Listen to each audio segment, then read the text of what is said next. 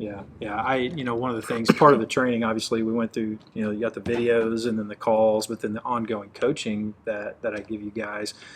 I remember what it was like going through a certification process. I won't say which one because it's not a negative comment about it, so I don't want to be perceived that way. But you go into you spend 4 days like in a classroom environment, right? You learn the principles. I distinctly remember walking out of that environment, scratching my head, wondering, how in the world am I going to do this with someone? Like I had no way of understanding that. Yeah. And so creating this process, I was like, okay, there has to be a knowledge transfer component, but it's like, I really wanted the certification process to feel like I'm coming alongside as well. Not just, hey, come to the class, we're done. Yeah. But hey, how can we keep having conversations? How can I even be a part of, even like coming down and being a part of a conference and using my platform to validate you guys? Don't call me, call the associations and stuff. Yeah. Everybody that attended that workshop walked away saying these were very good conversations. Yeah. The Kairos Chronos conversation, Massive. I think, was a great place to start. And the little image you drew up explained it. Just the image itself, you could get the basis of the concept. For me, I realized a long time ago that if I personally don't continue to develop as a leader, then I hinder the growth of my organization. Yeah. Because as leader, I need to grow so my organization grows. And if I can grow in my thinking and my development as a person, so does my association. Yeah. Because I can't take somebody where I'm not. Yeah. Or where I haven't been. I remember when we were talking, you had said there was a season in the church and in the association here where you noticed that the deacons, like deacon bodies, were undertrained, underdeveloped. So that was like a multi-year kind of emphasis for you. I think maybe 8 years or 7 years. That was prior to my arrival. A previous staff member started doing deacon training. And so about the time I got here, I was at the end of a 10-year process. Okay. And so what happened, according to that previous staff member, is there were a lot of fights in churches, and when they began to train deacons, they got less and less calls over time. Gotcha. And so it became embedded within, in a good way, it became embedded into... Embedded, not inbred. Embedded, yeah.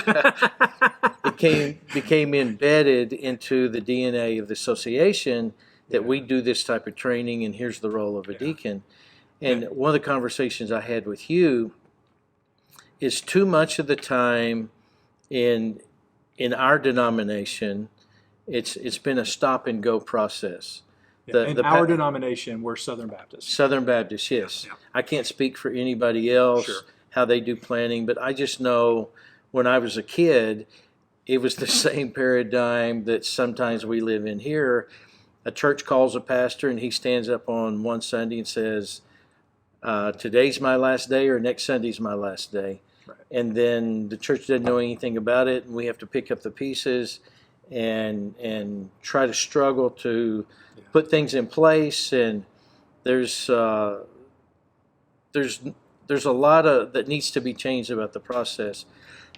So just like the deacon training helped create healthier situations in our context, I'm hoping that what we're doing with contingency planning, transition of leadership, 15-point assessments, all the tools that Sherpa provides, I see the need to make that part of our DNA.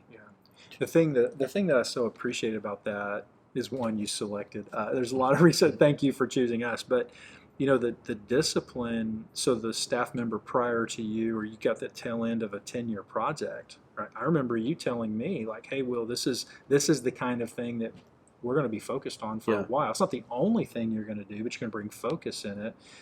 And just like the association saw the benefit of a consistent focus on deacon training, what are you hoping will become true about the association when you have, 5, 7, 8, 10-year focus on succession and healthy, proactive leadership transitions.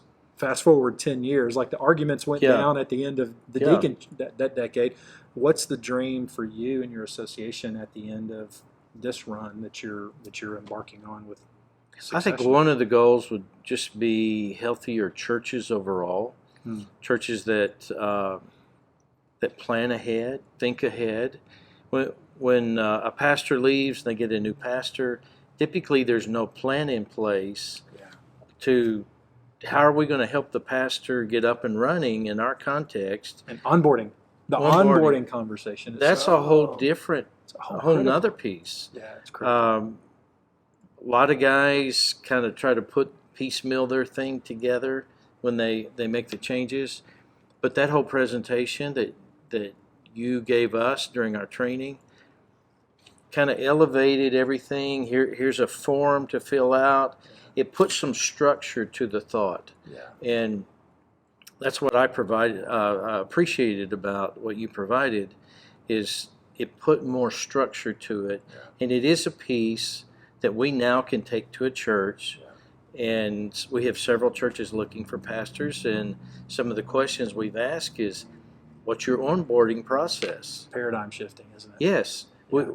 If we start putting that into search committees, not only do you need a plan to find a resume and a candidate and then figure out which candidate you want, what's your plan to follow up with that? Yeah. A lot of our churches don't think about that component. And you're in the perfect place to guide them. Yeah. Right? They're not going to call a guy like me, right? They're going to call you. And sometimes they don't call us. Sometimes they don't call you, right? Right.